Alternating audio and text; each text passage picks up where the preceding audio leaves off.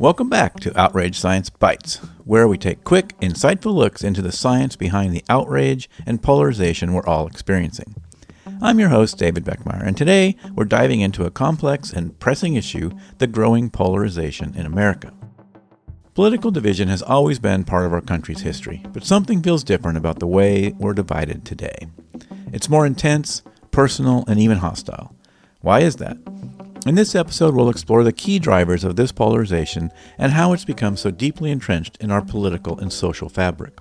To guide us through this journey, we'll hear from leading experts on political psychology and conflict resolution, who will help us understand why the stakes feel so high and why it seems harder than ever to bridge the divide. Let's get started.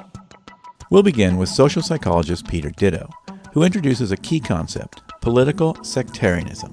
Ditto argues that our politics have shifted away from debating different ideas for achieving the same goals and have instead become about something much deeper, morality. Here's Ditto explaining how political parties now resemble religious sects, where each side believes they are morally right and the other side is fundamentally wrong. In a rough sense, you could think of the sort of classic way we think about it. You've got these two parties. They all have the same goal of trying to have effective government. One party's got one kind of idea, liberal ideas, another got conservative ideas, but you're the noble opposition. I know you're trying to get to the same place, but your ideas are bad, right? One idea is our ideas are better or worse. At worst, that gets you to you're stupid, right? It's more like you're misguided, or maybe you're wrong in the noblest sense, but it can get you to those guys are stupid. That's not the way politics works these days, right? It feels like it's about morality. It's not that the other side is stupid. It's that the other side is evil. They're bad. It's not like we have different ideas about how to get to the same place. We want to get to different places, right? We have these totally different sort of moral goals about kind of what to achieve with government.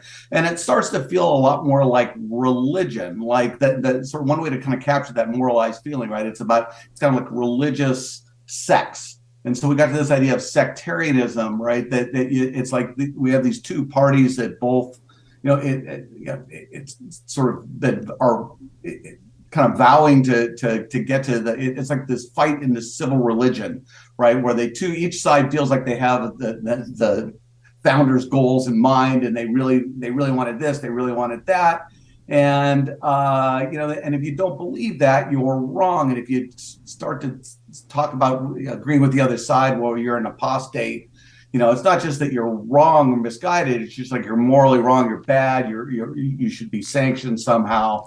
So liberals and conservatives, Democrats and Republicans kind of feel more like Sunnis and Shias than they do like political parties. And that's kind of the feeling that you get. And that's really the problem, is this kind of metastasized, moralized political environment that we see very clearly in the data, and you see in your real life, right? And perhaps more importantly, it's right out there, how much the two sides really dislike each other and really feel like the other side is taking the country on the wrong moral path.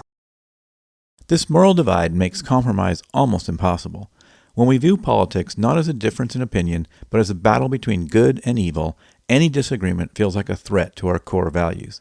This shift has created a highly polarized environment where each side believes they are fighting for their moral survival, and the other side's beliefs are not just wrong, but dangerous. Next, we'll hear from Shannon McGregor, who discusses how radical views, particularly on the far right, have found a new alignment with political power. This is what makes today's polarization particularly dangerous. It's not just that these extreme ideas exist, but they've gained real traction within political institutions. Let's listen to Shannon McGregor explain how this is playing out. What I think we think of as radical or extreme are the people at the very far bounds, right, of that, or even just right outside of it, right? So holding views or advancing agendas that are really outside the basic workings of democracy, sort of the premise upon, mutual tolerance that all this is premised on. So, these are ideas like, I think, white supremacy based ideas, anti-democratic ideas, authoritarian sort of principles in terms of how people are acting, like not accepting the outcome, of an election after it's been reviewed and reviewed and reviewed multiple times. And so, I think we've seen similar far-right radical movements throughout, sort of modern history. And I think that we're seeing this current instantiation of it now. And like you said, it's not always just been the radical right. There have been, leftists that have been, on that very far extreme as well. But what's really different, I think, about this particular moment of radicalization on the right, especially in the US, is how aligned those radical views are with real political power and institutions, right? So people, the majority of Republican members in the House, in Congress, a former president and someone who's running again, right? And so radical and extreme makes us feel like it's outside. And it is outside what we might consider like the norms of conservative ideas. And a lot of other conservatives and Republicans think those ideas are as well. But what's not radical or extreme right now is like the power that people who have these ideas and agendas hold in the moment. And I think that's one of the things that's really different about it in the US in this particular moment. While radical views like Christian nationalism and authoritarianism have always been present in the U.S., they've typically stayed at the fringes.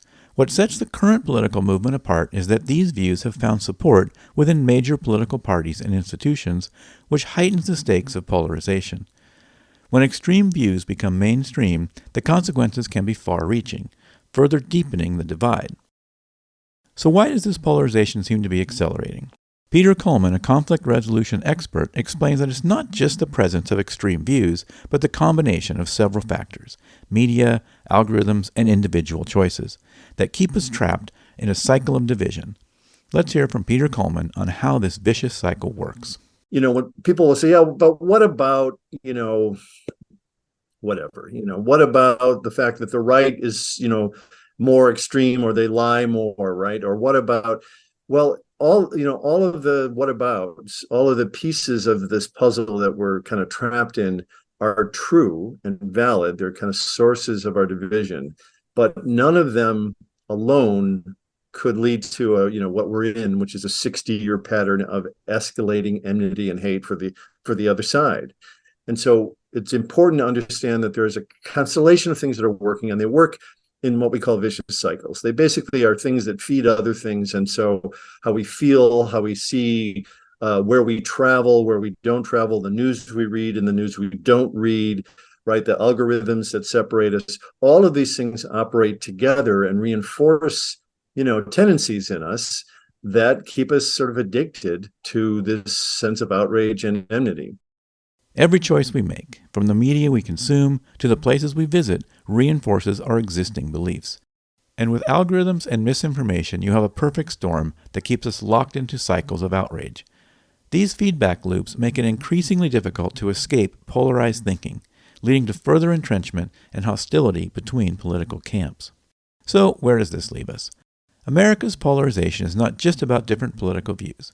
It's about deep moral divisions, the alignment of extreme ideas with real political power, and the vicious cycles that keep us entrenched in outrage and animosity.